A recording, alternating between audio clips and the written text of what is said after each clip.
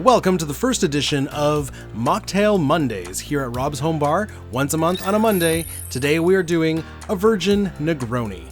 Now typically what you see in mocktails is replacing spirits with fruit juices. Obviously you can't do that for a Negroni. So what we're going to do is we're going to infuse non-alcoholic wine with botanicals typically found in gin. And hopefully that's going to give us that gin essence. So we're going to be doing a white wine and a red wine, and infusing with things like juniper, coriander, anise, allspice, and citrus. So we'll see how that works. Okay, so we're going to start with our red wine infusion. We're going to do 2 tablespoons of juniper. We're going to do 1 teaspoon of allspice, 1 teaspoon of coriander, 1 teaspoon of anise, and the peel or the zest of 1 whole grapefruit. Just stick that in a mason jar. We're then going to top with 2 cups of our dealcoholized red wine. Alright, now we're going to do the same thing to our white wine.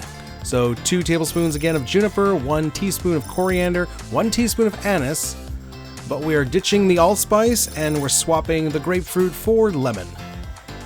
So the peel of a whole lemon, and top off with 2 cups of your dealcoholized white wine.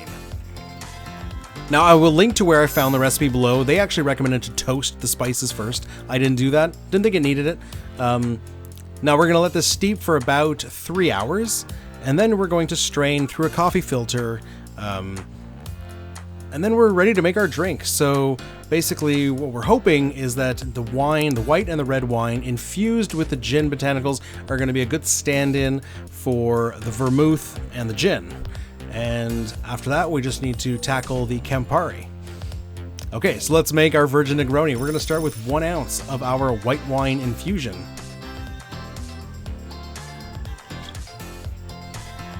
In our mixing glass. Now, same amount, we're going to do 1 ounce of our red wine infusion.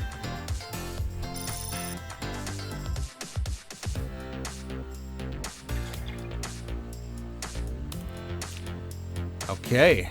And that's it for the base of the drink. So we will add some ice. Yeah, you really do smell the gin botanicals on there. It's really cool. Okay, so add some ice to our mixing glass. Gonna give this a quick stir. You don't have to stir long. Obviously, there's no alcohol, so we're not looking to dilute. We're just looking to chill. Don't forget to follow me on Instagram. Okay, let's get ourselves a rocks glass. We're gonna get a nice big clear ice ball. There's no alcohol, but we still gotta be fancy. Come on now. And let's strain our cocktail into the glass. Okay, it's looking good. It's looking red. We're on par. Now, next thing we need is our bitter elements. So we are using this Italian red bitter tonic. These things are fantastic. It really does taste like Campari. It's got that, it's a lot sweeter because it is a tonic, but it does have that Campari bitterness to it. So about 2.5 ounces. These bottles are about 3 ounces, so I usually just put the whole thing in. And give it a quick stir. And for garnish, we're going to do a lemon peel. So just give it a twist and place it on top. And there it is. There is your virgin Negroni. So how does it taste? You know, is it worth the effort? I don't know. You're not fooling anyone to thinking this is a real Negroni. It's not bad. It tastes good. You kind of get all the elements in there. The wine kind of stand in for the vermouth. The gin botanicals are there.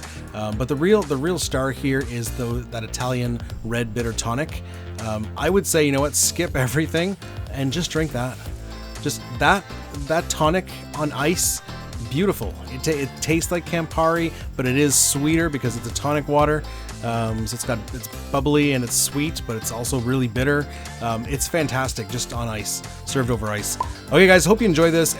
So 1 Monday a month we will be doing a mocktail recipe, Mocktail Mondays. So we will catch you next time, guys. Cheers.